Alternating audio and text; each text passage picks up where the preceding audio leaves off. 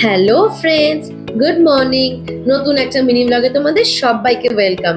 আজ সকাল শুরু করেছি ডাবের জল দিয়ে। কেন?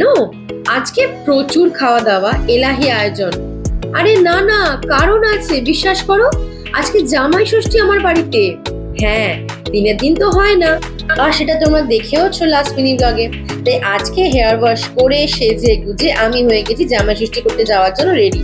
আর এই দেখো, ব্যাগ নিয়ে বেরিয়েও পড়েছি। আসলে না, আজকে ভীষণ গরম, ভেবেছিলাম শাড়ি পরবো, কিন্তু মাথার উপর সূর্যি মামাকে দেখে এত ভয় পেয়েছি, বাবারে বাবা বলে সোজা শাড়ি থেকে শত শত দূরে চলে গেছি। শাড়ি পরতে আমি ভালোই বাসি, সুযোগও খুঁজি। আজকে শুরুটা ছিল, বিশ্বাস করো, কিন্তু এত গরম, বাবা আমি আর ভরসা পেলাম না। এতেই গলদ গরমও, আবার শাড়ি, ওরে বাবা, না না না না, আর না। এতেই দেখো না, চুল টুল খুলে আমি একেবারে ঘেমে নে একসা হয়ে গেছি। কিন্তু তাও জামাই ষষ্ঠী বলে কথা, একটু তো সাজগোজ করতেই হয় বলো। যাই হোক, চলে এসেছি বাবার কাছে। আর বাবার প্রথম প্রশ্ন কি জানো? সোমা, এত দেরি করে এলে? হ্যাঁ গো, সত্যি একটু দেরি হয়ে গেছিল আজকে। আসলে ছুটির দিন, রোববার তো, প্রচুর কাজ থাকে, সেজন্য একটু দেরি হয়ে গেছে। আর বাবাকে দেখেছো, এসি ছেড়ে ঘর একদম সাজিয়ে গুছিয়ে রেখেছে। তোমাদের সাথে এর আগে কখনো আমি বাপের বাড়ির ফ্ল্যাটটা সেভাবে শেয়ার করিনি, তো ভাবলাম যখন বেডরুমে এসে বসেইছি তখন এই রুমটা শেয়ার করা যায়। এই হচ্ছে আমার বাপের বাড়ির ফ্ল্যাটের বেডরুমটা। মা সব সময় এইভাবে সযত্নে ঘরকে গুছিয়ে রাখে। তুমি যখনই দেখবে তোমার মনে হবে, ও বাবা, আজকে বুঝি গেস্ট আসবে, কেউ আত্মীয় স্বজন আসবে, কুটুম আসবে। না না, কেউ আসবে না।